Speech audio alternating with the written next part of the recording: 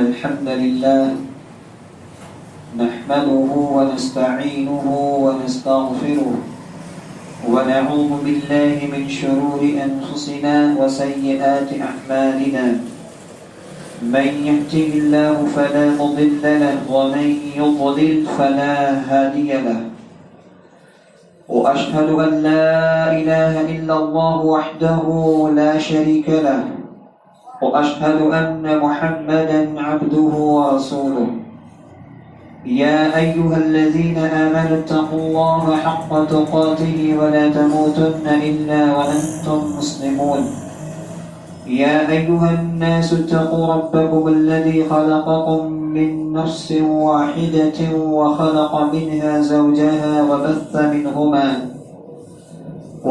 منهما رجالا كثيرا ونساء واتقوا الله الذي تساءلون به والأرحام إن الله كان عليكم رقيبا يا أيها الذين آمنوا اتقوا الله وقولوا قولا سديدا يصلح لكم أعمالكم ويغفر لكم ذنوبكم ومن يطع الله ورسوله فقد فاز فوزا عظيما أما بعد فإن خير الحديث كتاب الله وخير الهدي هدي محمد صلى الله عليه وسلم وشر الأمور محدثاتها وكل محدثة بدعة وكل بدعة ضلالة وكل ضلالة في النار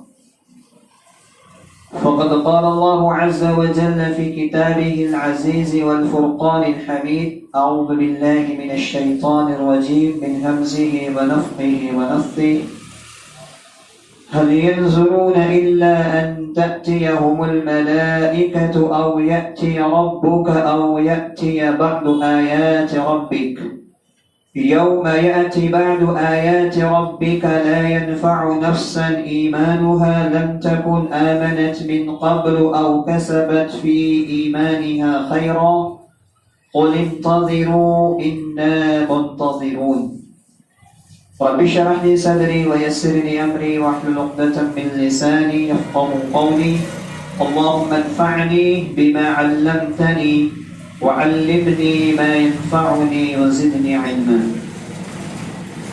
تمام قسم کی تعریف حمد و ثنا بڑائی و عظمت اس اللہ وحدہ لا شریک لہ خالق کائنات مالک دو جہاں کے شایع نشان ہیں جو ہم سب کا اور ساری کائنات کا مربی پالنہار مشکل کشا اور حاجت روا ہے جس کی ذات میں جس کی صفات میں جس کی ربوبیت میں جس کی الوہیت میں اس کا کوئی ہمسر شریک اور سازی نہیں ہے ہر عیب سے ہر نقص سے ہر برائی سے اس کی ذات پاک اور مبرہ ہے بعدہ لا تعداد انگنت درود و سلام نازل ہو اللہ کے تمام نبیوں رسولوں پیغمبروں پر خصوصاً آخری نبی رحمت للعالمین خاتم النبیین محمد رسول اللہ صلی اللہ علیہ وآلہ وسلم پر اللهم صل على محمد وعلى آل محمد كما صليت على إبراهيم وعلى آل إبراهيم إنك حميد مجيد اللهم بارك على محمد وعلى آل محمد كما باركت على إبراهيم وعلى آل إبراهيم إنك حميد مجيد.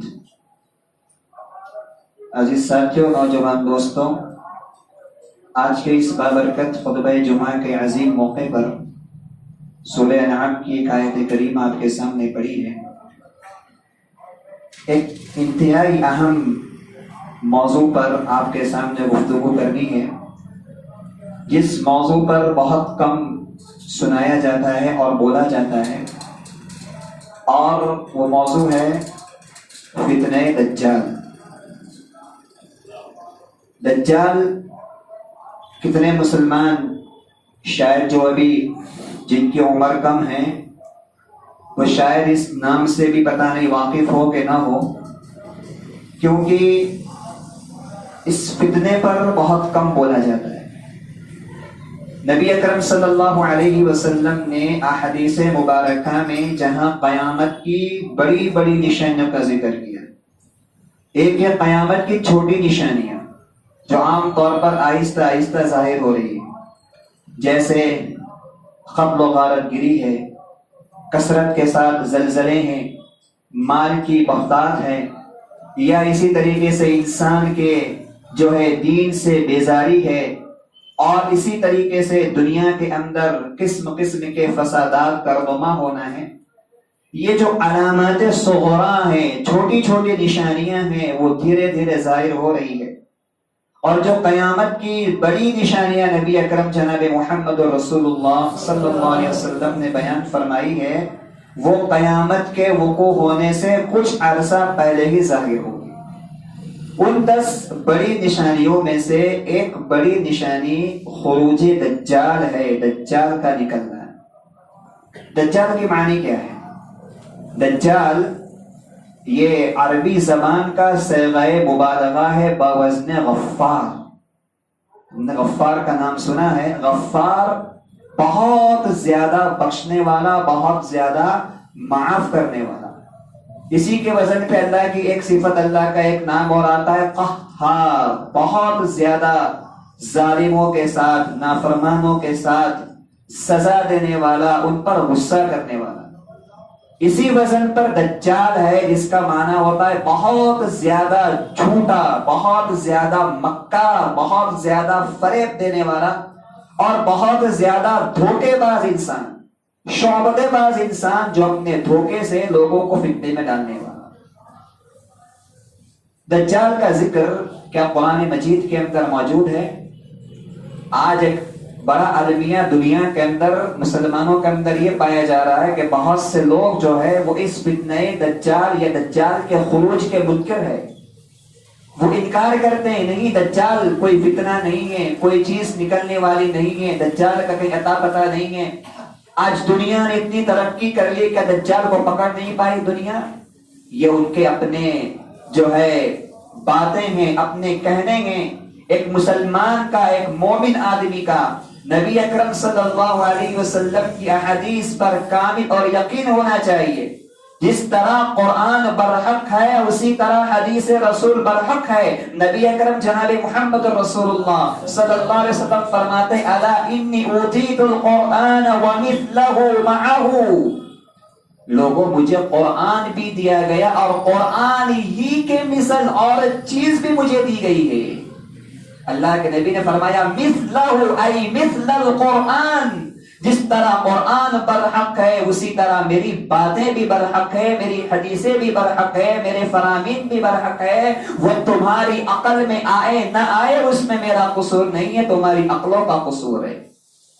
آج انسانیت کا ایک بہت بڑا المیہ ہے کہ دین کے اکثر مسائل کو، بہت سارے مسائل کو انسان اپنے عقل کے پیمانے پر تولنا چاہتا ہے، دماغ پر رکھ کر کے تولنا چاہتا ہے، اپنی مثالوں کے ذریعے اس کو تولنا چاہتا ہے۔ میرے بھائیوں، دین عقل پرستی کا نام نہیں ہے، دین اتباع کا نام ہے، دین پیروی کا نام ہے، دین اپنے آپ کو جو ہے جھکا دینے کا نام ہے۔ اللہ کے سامنے اور نبی اکرم کے فرامین کے سامنے اپنے سر کو خم کر دینے کا نام میرے بھائیوں، اس کا نام دین ہے۔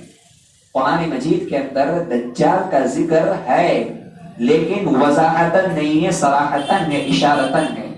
جو آیت کریمہ میں نے آپ کے سامنے ابھی تلاوت کے خطبہ مسنونہ کے بعد، آئیے سب سے پہلے اس آیت کو دیکھتے ہیں۔ اللہ نے فرمایا هل ينظرون الا ان تاتيهم الملائكه او ياتي ربك او ياتي بعض آیات ربك، کیا یہ لوگ انتظار کرتے ہیں، یہ جو ابھی ایمان نہیں لائے، ابھی یہ کافر لوگ، مشرک لوگ کیا انتظار کرتے ہیں کہ فرشتے ان کے پاس آ جائیں، او یاتی ربک، یا ان کا رب ان کے پاس آ جائے، او یاتی بعض آیات ربک، یا ان کے پروردگار کی کچھ نشانیاں ان کے پاس آ جائے، فرشتے ان کے پاس آ جائے، ان کا رب ان کے پاس آ جائے، یا یہ کہ اللہ کی کچھ نشانیاں ان کے پاس آ جائے، کیا تب یہ ایمان لائیں گے؟ پھر آگے اللہ نے فرمایا یوم یأتی بعض آیات ربک لا ينفع نفسا ایمانها لم تکن آمنت من قبل۔ لوگوں یاد رکھو، لوگوں یاد رکھو، جس دن تمہارے پروردگار کی کچھ نشانیاں ظاہر ہو جائے گی، آ جائے گی، اس وقت کسی کا ایمان لانا اس کو نفع نہیں دے گا، وہ نشانیوں کو دیکھ کر کے ایمان لائے گا تو اس کا ایمان لانا اس کو نفع نہیں دے گا، فائدہ نہیں دے گا۔ او کسبت فی ایمانہا خیرا، یا اپنے ایمان کے اندر وہ مضبوطی پیدا کرنا چاہے گا تو اس نشانیوں کو دیکھ کر وہ اپنے ایمان کے اندر مضبوطی پیدا نہیں کر سکے گا۔ قل انتظروا انا منتظرون، تم انتظار کرو ہم بھی انتظار کرتے ہیں۔ اس آیت کے ایک ٹکڑے پر مجھے بحث کرنی، اور وہ یہ ہے یوم یاتی بعض آیات ربی، تمہارے رب کی بعض نشانیاں۔ اللہ نے صرف اتنا ذکر کیا، وہ نشانیاں کیا ہیں؟ ہمیں اور آپ کو اس کارن میں کون سی نشانی آ جائے گی تب ایمان قابل قبول نہیں ہوگا؟ کون سی اللہ کی نشانیاں دیکھنے کے بعد انسان کا ایمان معتبر نہیں ہوگا؟ اسی حدیث اسی قرآن کی آیت کی تفسیر نبی اکرم جناب محمد رسول اللہ صلی اللہ علیہ وسلم نے حدیث مبارکہ کے اندر بیان فرمائی ہے کہ یہ بعض نشانیاں جب ظاہر ہو جائے تو ایمان نفع نہیں دے گا۔ وہ کون سی نشانی ہیں؟ صحیح مسلم کی روایت حضرت ابو ہریرہ رضی اللہ تعالی عنہ حدیث کے راوی بیان فرماتے اللہ کے نبی نے فرمایا ثلاث اذا خرجنا لا ينفع نفسا ایمانها لم تكن آمنت من قبل او كسبت في ایمانها خیرا۔ پوری آیت اللہ کے نبی نے پڑھی، تین نشانیاں جب ظاہر ہو جائے، تین علامتیں جب ظاہر ہو جائے تو کسی انسان کو اس کا ایمان لانا فائدہ مند نہیں ہوگا، اس کا ایمان اسے نفع نہیں دے گا، یا اس کے ایمان میں مضبوطی اس وقت اسے نفع نہیں دے گی۔ تین نشانی اللہ کے نبی نے بیان فرمائی، فرمایا طلوع الشمس من مغربها والدجال ودابۃ الارض، سورج کا جو ہے مغرب سے طلوع ہونا، پچھم سے طلوع ہونا۔ سورج نکلتا ہے پورب سے، مشرق سے، لیکن قرب قیامت سورج کا نکلنا مغرب سے شروع ہو جائے گا، اس وقت کسی کا ایمان نفع نہیں دے گا۔ والدجال، اور دجال کا خروج، دجال کا نکلنا، اس وقت ایمان لانا کسی انسان کو قابل ہے جو ہے اس کو نفع نہیں دے گا۔ ودابۃ الارض، زمین سے ایک چوپایا نکلے گا۔ ہاں زمین سے عام طور پہ چوپائے پیدا ہوتے ہیں اپنی اپنی ماؤں کے پیٹ سے، لیکن یہ عظیم چوپایا ہوگا جو زمین سے نکلے گا۔ اللہ نے قرآن میں غالباً سورہ نمل میں اس کا ذکر کیا ہے۔ اللہ نے فرمایا وَإِذَا وَقَعَ الْقَوْلُ عَلَيْهِمْ أَخْرَجْنَا لَهُمْ دَابَّةً مِّنَ الْأَرْضِ تُكَلِّمُهُمْ أَنَّ النَّاسَ كَانُوا بِآيَاتِنَا لَا يُوقِنُونَ۔ اللہ نے فرمایا جب ہماری بات واضح ہو جائے گی، قیامت کا وقت قریب آ جائے گا، ہم زمین سے ایک چوپایا نکالیں گے جو لوگوں سے بات چیت کرے گا۔ اس آیت کی تفسیر مفسرین بیان فرماتے اہل ایمان سے بات چیت کرنے والا وہ جانور ہوگا۔ ایمان ہونا چاہیے، جانور بات چیت ہاں کرے گا، جانور بات چیت کرے گا۔ فرما دے کہ یہ جانور اہل ایمان سے، مسلمانوں سے ہم کلامی کرنے والا ہوگا، گفتگو کرنے والا ہوگا، اور کافروں کو زخمی کرنے والا ہوگا، نقصان پہنچانے والا ہوگا۔ تو اللہ کے نبی جناب محمد رسول اللہ صلی اللہ علیہ وسلم نے فرمایا تین نشانیاں جب ظاہر ہو جائے، سورج کا مغرب سے نکلنا، دجال کا ظاہر ہونا، زمین سے دابۃ الارض کا نکلنا، اس وقت کسی کا ایمان، کسی کو اس کا ایمان فائدے مند نہیں ہوگا۔ تو گویا اللہ کے نبی نے قرآن کی اس آیت کی تفسیر بیان فرما دی۔ تو اللہ نے قرآن میں دجال کا ذکر جو ہے اشارتاً کیا ہے، صراحتاً وضاحتاً نہیں کیا ہے۔ بعض آیات ربک، بعض نشانیاں رب کی، اس میں دجال کی نشانی میرے بھائیو شامل ہے، اور یہ شامل ہم نے نہیں، نبی اکرم صلی اللہ علیہ وسلم نے کی۔ دجال کا ذکر قرآن مجید کے اندر صراحتاً کیوں نہیں ہے، وضاحتاً کیوں نہیں ہے؟ دجال کہہ دیتے ہیں یا الدجال کہہ دیتے ہیں، اشارتاً کیوں ہے؟ میرے بھائیو اس کی وجہ یہ ہے، محدثین نے، مفسرین نے اس کی وجہ یہ بیان فرمائی ہے کہ دجال جو ہے اللہ کی جتنی مخلوقات ہے، جتنے روئے زمین پر انسان ہیں، ان تمام کی تمام میں سب سے بدتر ہوگا، وہ سب سے خراب ہوگا۔ فرعون سے، حامان سے، قارون سے، ابو جہل، ابو لہب، جتنے سرکس گزرے دنیا کے اندر، جتنے فتیم دنیا کے اندر گزرے ہیں، ان تمام فتنہ پروروں میں سب سے بڑا فتنہ پرور اور سب سے بڑا معاملہ اور سب سے بڑا خطرناک جو لوگوں کے ایمان کے لیے ثابت ہوگا وہ دجال کا فتنہ ہوگا۔ اسی لیے اللہ نے اس ممبوس کا نام قرآن مجید کے اندر ذکر نہیں کیا، صراحتاً وضاحتاً اس کا نام ذکر نہیں کیا۔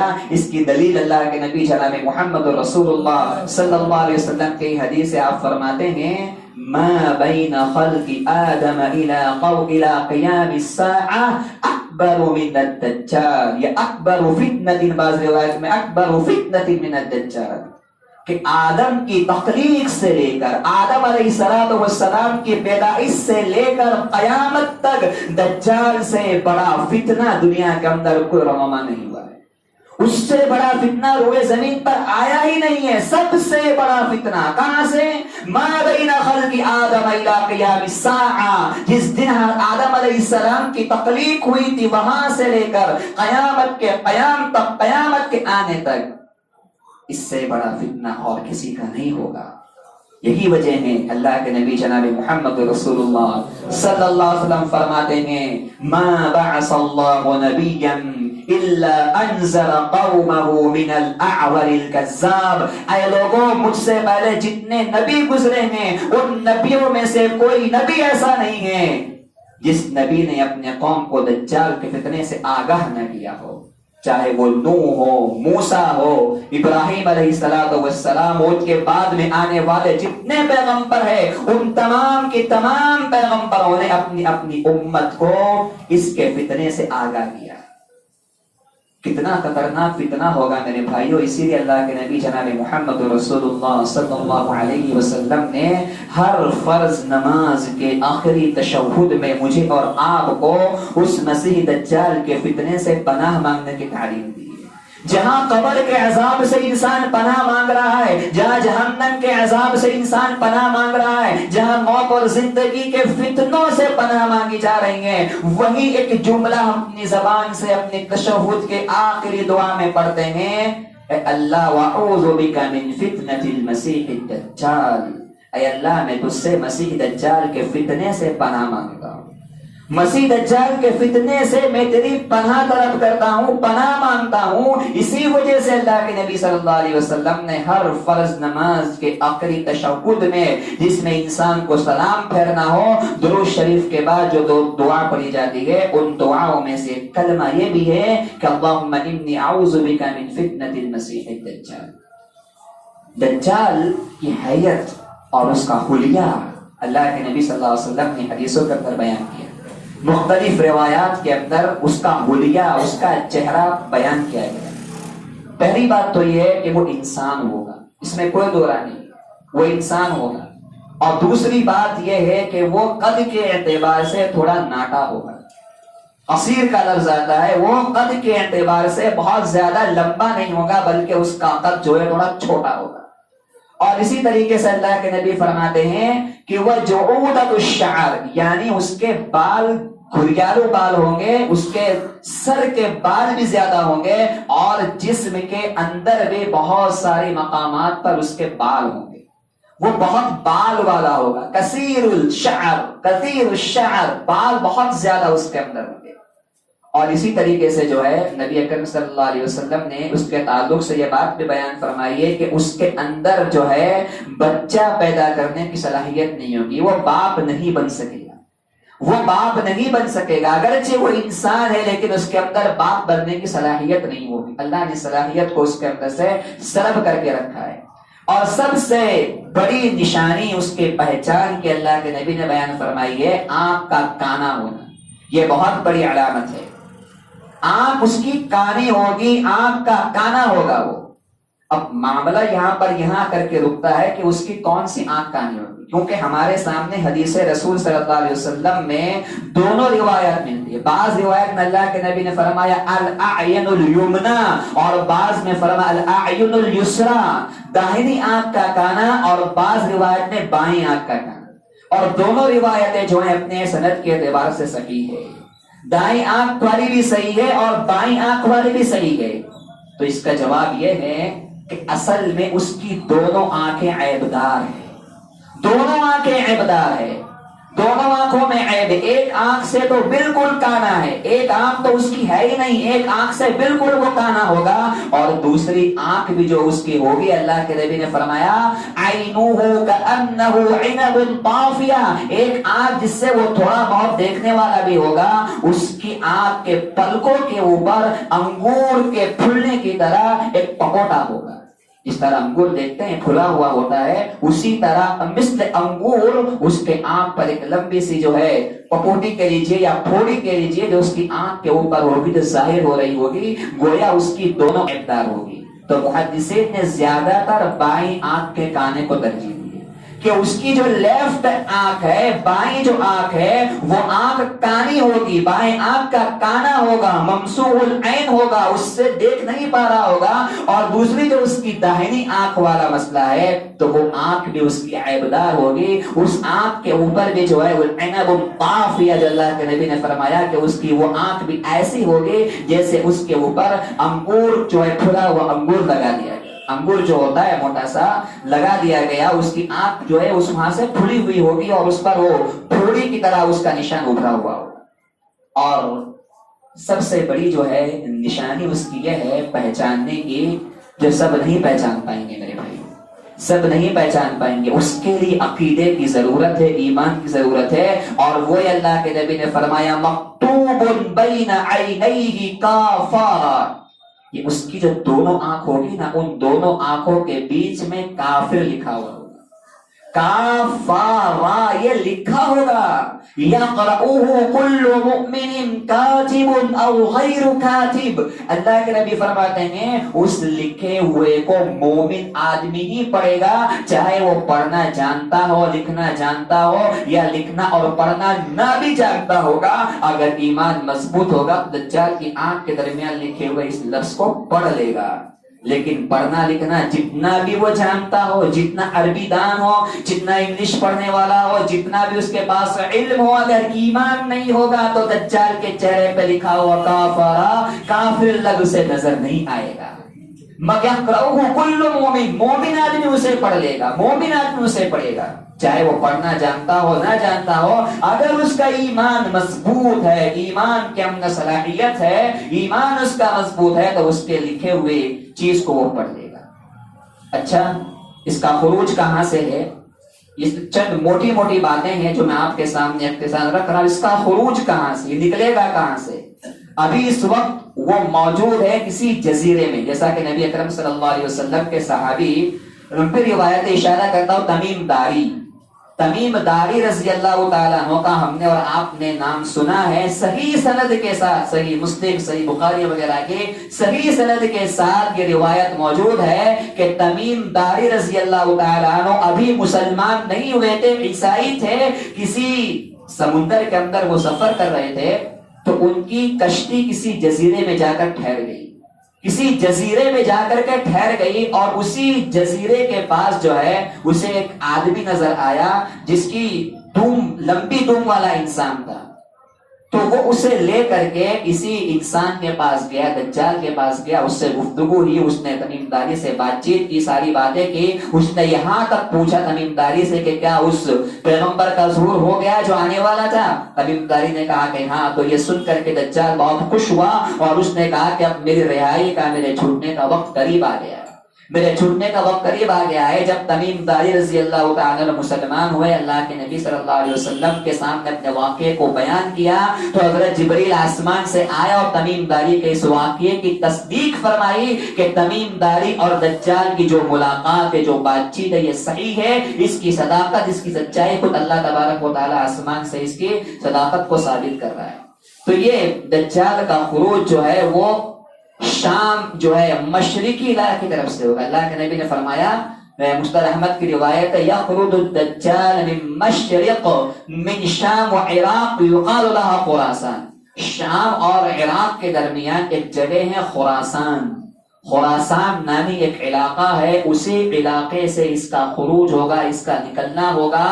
یہ سب سے پہلے اپنے آپ کو نبی ہونے کا دعویٰ کرے گا، نبی ہونے کا دعویٰ کرے گا، اور اس کے خروج کی جو علامات ہے یا اس سے پہلے دنیا کی جو حالات ہوگی اس کو بھی اللہ کے نبی نے بیان فرمایا ہے کہ دجال کب نکلے گا، اس کا وقت آیا ہے کہ نہیں آیا ہے، اس کی بھی کچھ علامتیں اللہ کے نبی نے بیان فرمائی ہے۔ جب یہ علامتیں ظاہر ہونے لگ جائے تو سمجھ لینا دجال کے خروج کا وقت قریب آ چکا ہے۔ اس میں سب سے بڑی نشانی اللہ کے نبی نے یہ فرمائی ہے کہ یظہر الناس عن ذکرہ، لوگ اس کا ذکر کرنا چھوڑ دیں گے، اس کے بارے میں جاننا چھوڑ دیں گے، لوگ اس سے غافل ہو جائیں گے۔ یہاں تک فرمایا حتی تترک الائمۃ ذکرہ علی المنابر، مسجد کے ممبروں سے اس پر تقریریں ہونا بند ہو جائے گی۔ ائمہ، مولانا حضرات مسجد کے ائمہ جو ہے دجال کے بارے میں لوگوں کو بتانا چھوڑ دیں گے اور لوگوں کے درمیان اس کا تذکرہ ختم ہو جائے گا، لوگ اس کے تعلق سے بات چیت نہیں کریں گے۔ جب یہ سلسلہ آ جائے تو سمجھ لینا کہ اس کے وقت کا جو ہے خروج کا وقت قریب آ گیا ہے۔ اور ایک علامت اللہ کے نبی نے بیان فرمائی جو بہت بڑی والی ہے، تفصیل میں نہیں جانا چاہتا، تو فرمائے وہ خراسان سے نکلے گا اور خراسان سے ہوتے ہوئے اصبہان نامی علاقے میں جائے گا، یہ بھی ایران وغیرہ کے اندر علاقہ پڑتا ہے۔ وہاں جا کر کے کہ اپنے الہ ہونے کا دعویٰ کرے گا، اپنے خدا ہونے کا دعویٰ کرے گا، میں الہ ہوں، میں خدا ہوں، مجھے مانو میں رب ہوں۔ پہلے دعویٰ کیا نبوت کا، نبی ہونے کا دعویٰ کرے گا اور نبی ہونے کے بعد سیدھے الہ ہونے کا دعویٰ کرے گا، اور اصبہان سے 70,000 یہودی جو ہے وہ اس کے پیروکار ہو جائیں گے۔ جیسا کہ مسند احمد کی اور صحیح مسلم کی روایت ہے، اللہ کے نبی ارشاد فرماتے ہیں یتبع الدجال من یہود اصبہان 70,000 علیہم الطیالسہ، کہ اصبہان نامی علاقے کے 70,000 یہودی جو ہے دجال کی اتباع کریں گے، دجال کی پیروی کریں گے، 70,000 یہودی اس کے متبع بن جائیں گے، پیروکار بن جائیں گے۔ علیہم الطیالسہ، ان کی نشانی اللہ کے نبی بیان فرماتے ہیں کہ ان جو 70,000 یہودی ہوں گے ان کے اوپر جو چادریں ہوں گی، ان کا جو لباس ہوگا یا ان کے جو عمامے ہوں گے وہ ہرے رنگ کے ہوں گے۔ طیالسہ جو عربی زبان کا لفظ ہے، اس کا جو معنی ہوتا خضر یعنی ہرا پن، گرین کلر، گرین کلر کی چادریں یا ہرا پن جو ہے لباس کے اندر پایا جائے گا، وہ ہرے رنگ کے لباس، چادریں، امامے باندھے ہوئے ہوں گے، یہ ان کی نشانی اللہ کے نبی نے فرمائی علیہم الطیالسہ، ان 70,000 یہودیوں کے اوپر جو ہے گرین چادریں یا ہرے رنگ کے امامے ان کے لباس کے اندر شامل ہوگی۔ یہ جو ہے پوری دنیا کے اندر میرے بھائی جو فتنہ برپا کرتا ہوا، لوگوں کو برائی کی طرف مائل کرتا ہوا، قسم قسم کے فتنوں کو بیان جو ہے ظاہر کرتا ہوا آئے گا۔ بہت سارے فتنے ہیں اس کے، کیا کیا کرے گا یہ؟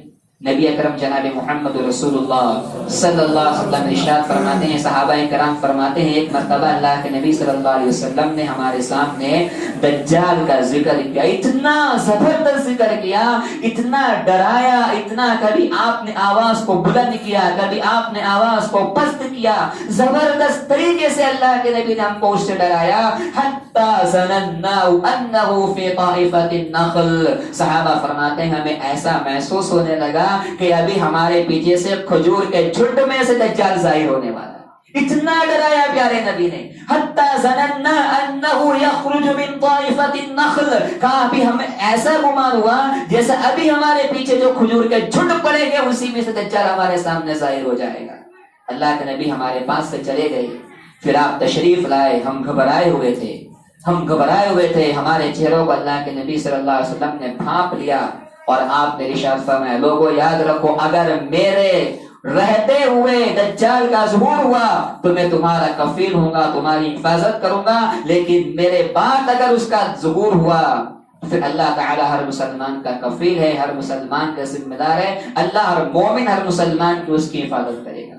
پھر نبی اکرم صلی اللہ علیہ وسلم سے صحابہ کرام نے پوچھا کہ وہ کتنے دن تک زمین پر رہے گا، کتنے دن تک زمین پر رہے گا؟ تو اللہ کے نبی نے فرمایا 40 یومن، کہا 40 دن تک وہ زمین پر رہے گا، صحیح مسلم کی روایتیں ہیں 40 دن تک وہ زمین پر رہے گا۔ پھر آپ نے فرمایا اس کا پہلا دن جو ہوگا وہ 1 سال کے برابر ہوگا، دوسرا دن جو ہوگا وہ 1 مہینے کے برابر ہوگا، تیسرا دن جو ہوگا وہ 1 ہفتے کے برابر ہوگا، اور جو چوتھا دن ہوگا اس کے بعد کے جو ایام ہوں گے وہ تمہارے عام دنوں کی طرح ہوں گے۔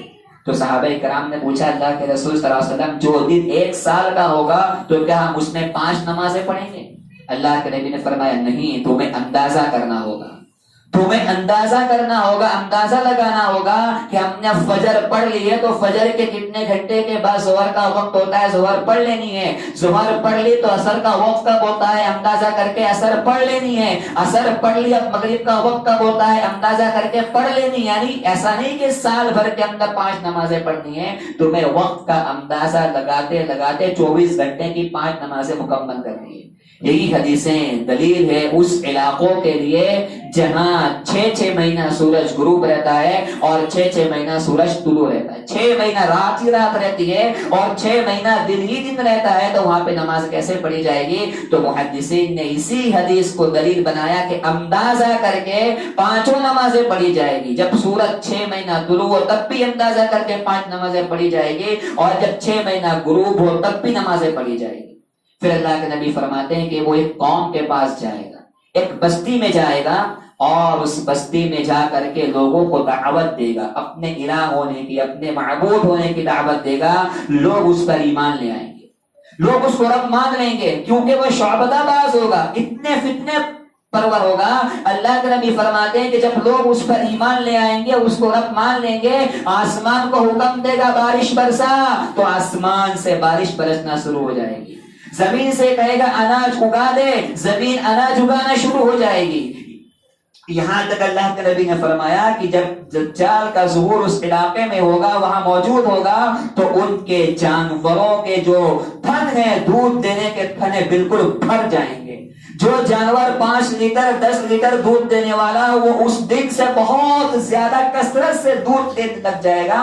گویا لوگ اس کے اوپر ایمان لے آئیں گے کہ ہاں, اس کے آنے کی وجہ سے ہمارے جانوروں کے اندر مضبوطی آئی, ہماری زمین میں ہریالی آئی ہے, اور آسمان سے بارش برسنا بھی اس کی وجہ سے ہوا ہے. میرے بھائیو, یہ شعبدہ بازی, یہ فتنہ پروری ہے, وہ الہ نہیں ہوگا. یہ اللہ نے اسے اختیار دیا ہے, یہ رب نے اسے اختیار دیا ہے, یہ آزمائش ہے, یہ فتنہ ہے, فتنہ پروری ہے. حقیقت میں وہ خدا نہیں ہے. اگر خدا ہوتا تو اس کی آنکھیں اندھی نہیں ہوتی. اس لیے اللہ کے نبی نے فرمایا الا ان الدجال اعور وان ربکم لیس باعور. لوگوں یاد رکھو, دجال آنکھ کا کانا ہے, تمہارا پروردگار کانا نہیں ہے. اگر وہ رب ہوتا تو اس کی آنکھ کانی نہ ہوتی, اگر وہ الہ ہوتا تو اس کی آنکھ کانی نہ ہوتی. تمہارا پروردگار آنکھوں کا کانا نہیں ہے, دجال جو ہے وہ آنکھ کا کانا ہوگا. بے شمار فتنے اس کے پاس. اللہ کے فرماتے ہیں کہ نار و جنت, ایک ہاتھ کے اندر اس کے پاس جنت ہوگی اور ایک ہاتھ میں نار ہوگی. ایک ہاتھ میں جنت ہوگی, ایک ہاتھ میں نار ہوگی. جو اس کے اوپر ایمان نہیں لائے گا اسے آگ میں ڈال دے گا, جو اس کو رب نہیں مانے گا اس کو آگ میں ڈال دے گا, اور جو اس کو خدا مان لے گا, اس کو رب مان لے گا, اس کو جنت میں ڈال دے گا. کہ اللہ کے نبی کیا فرماتے ہیں, فَجَنَّتُهُ نَارٌ وَنَارُهُ جَنَّةٌ. جو اس کی جنت میں گیا وہ جہنم میں گیا, جو اس کی جہنم میں گیا وہ اصل میں جنت میں گیا. یہ اللہ کے نبی نے بیان کیا. تو نہریں اس کے پاس ہوگی. ایک حدیث میں آتا ہے کہ ایک کے اندر جو ہے سفید دودھ جیسا پانی ہوگا, اور ایک ہاتھ کے اندر جو ہے بھڑکتی ہوئی شعلہ مارتی ہوئی آگ ہوگی. جو اس کی آگ میں داخل ہوگا وہ جنت میں جائے گا, اور جو اس کی نہر میں, دودھ کی نہر میں جانے کی کوشش کرے گا, وہ اصل میں اللہ رب العالمین کی جہنم کی آگ میں داخل ہوگا. اسی طریقے سے نبی اکرم صلی اللہ علیہ وسلم نے یہ ارشاد فرمایا کہ اس کے فتنے سے بچنے کے لیے کیا کرنا ہے. اس کے فتنے سے بچنے کے لیے کیا کرنا ہے؟ اس کے فتنے سے بچنے کے لیے سب سے بہترین مقامات جو ہے وہ 4 مقامات ہیں. حدیث سے صحیح حدیث سے ثابت ہے 4 مقامات ایسے ہیں جہاں دجال کا جانا ممکن نہیں ہے. مکہ ہے, مدینہ ہے, بیت المقدس ہے, اور کوہ طور ہے. یہ 4 مقامات ہیں جہاں پر دجال داخل نہیں ہوگا. کوہ طور, بیت المقدس, مکہ اور مدینہ, یہ 4 علاقے ایسے ہیں جہاں پر دجال داخل نہیں ہوگا. اس لیے اس زمانے کے اندر زیادہ تر ایمان والے لوگ مکہ اور مدینہ کی طرف بھاگنے کی کوشش کریں گے. اور اسی طریقے سے اللہ کے نبی جناب محمد رسول اللہ صلی اللہ علیہ وسلم نے اس فتنے سے بچنے کے لیے ایک اور طریقہ اور بتایا ہے, اور وہ ہے سورہ کہف کی تلاوت.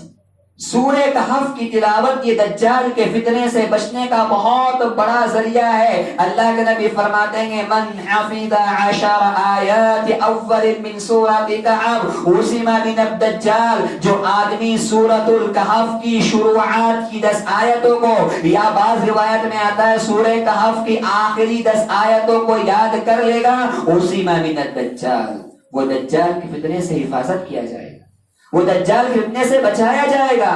وہ دجال کے فتنے سے محفوظ رکھا جائے گا. تو پیارے نبی صلی اللہ علیہ وسلم نے یہ دجال کے فتنے کا، یہ بچنے کا یہ طریقہ بتایا. سورہ کہف کثرت سے پڑھو، ہر جمعہ کو پڑھو، اور 10 آیتیں شروع کی حفظ کر لو، یاد کر لو، یا آخر کی 10 آیتیں یاد کر لو، کثرت سے پڑھا کرو. اللہ تعالیٰ ان برکتوں کی وجہ سے جو ہے دجال کے فتنے سے جو ہے اللہ تعالیٰ حفاظت کرنے والا ہے. تو میرے بھائیوں، یہ روئے زمین کا سب سے خطرناک، سب سے بڑا فتنہ ہے. بہت باتیں ہیں لیکن جمعہ کا وقت اس کے لیے کافی نہیں ہوتا ہے. چند اشارتاً موٹی موٹی باتیں میں نے آپ کے سامنے رکھی ہے. ہر مسلمان کو چاہیے کہ یہ اس کا جو تذکرہ ہے نا، یہ اپنی نسلوں کے اندر بٹھانا ضرور. ہم نے اور آپ نے سن لیا، لیکن ہماری اولاد کو، ہماری نسلوں کو، ہمارے بچوں کو بھی اس کے اس فتنوں سے اور اس کی صفات سے آگاہ کرنا ہے کہ دیکھو، اگر ہمارے جانے کے بعد ایسے ایسے آدمی کا سامنا ہو جائے تو تمہیں اس سے بچنا ہے. کیونکہ آج ایمان کا میرے بھائیوں کتنا برا حال ہے کہ انسان ایک معمولی چیز کو، کسی انسان سے جب معمولی چیز کرامت ثابت ہوتی ہے لوگ اس کو خدا سمجھ لیتے ہیں. آج ایمان کا یہ حال ہے. کوئی آدمی اگر معمولی چیز خلاف عادت کر دیتا ہے جو عام انسان نہیں کر سکتا ہے تو لوگ اس کو ولی سمجھ بیٹھتے ہیں، الہ سمجھ بیٹھتے ہیں کہ آج ہمارے امام کا حال ہے. وہ تو مردوں کو زندہ کرنے والا ہوگا، آسمان سے بارش برسانے والا ہوگا، زمین سے اناج نکالنے والا ہوگا. لوگ اس پر ایمان کیوں نہیں لائیں گے؟ اتنے بڑے بڑے شعبے باز کرے گا، اتنے بڑے بڑے فتنے دنیا کے اندر پیدا کرے گا. خبر کے پاس آئے گا، اونچا اندر سے کھڑا ہو جائے گا انسان. حالانکہ وہ انسان نہیں ہوگا، وہ شیطان ہوگا.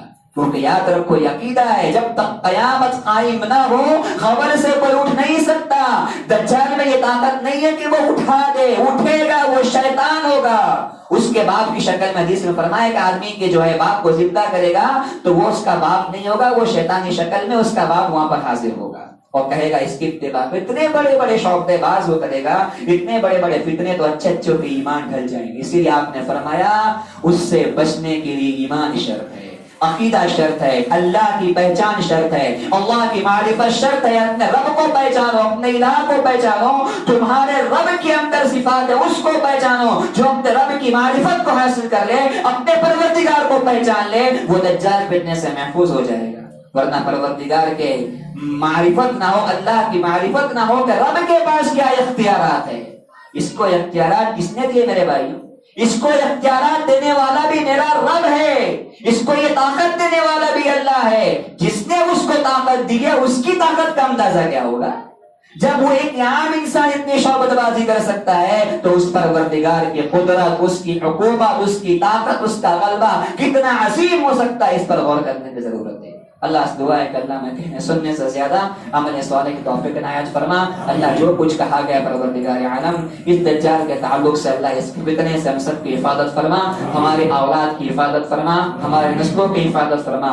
پروردگار عالم جو بیمار ہے ان بیماروں کو شفا کاملہ عطا فرما، جو پریشان حال ہے اللہ ان کی پریشانیوں کو دور فرما. مسلمان جہاں کہیں پریشان ہے اللہ تمام مسلمانوں کی پریشانیوں کو، آفات کو، مصیبتوں کو امن میں اور شانتی میں تبدیل فرما دے. پروردگار عالم ہم سب کو متحد ہو کر دین کی خدمت کرنے کی توفیق عطا فرما. پروردگار عالم ہم تمام مسلمانوں کو تیری بندگی کی توفیق عطا فرما. دجال کے فتنے سے اللہ ہم سب کی حفاظت فرما. دنیا کے اندر جتنے بھی فتنے ہیں، فتون ہیں، آزمائشیں ہیں، طرح طرح کے امتحانات سے ہم دوچار ہیں اللہ، ان تمام آزمائشوں میں، فتنوں میں ہمارے ایمان کی، ہمارے بچوں کے ایمان کی، ہماری نسلوں کے ایمان کی اللہ حفاظت فرمائے. اللہ جب دنیا میں زندہ رکھ، ہم سب کو ایمان پہ زندہ رکھ، ہماری موت ہو ایمان پر موت ہو. آمین. بارک اللہ لنا ولکم فی القرآن العظیم ونفعنا وإیاکم بالآیات والذکر الحکیم واستغفروه انه هو الغفور الرحیم.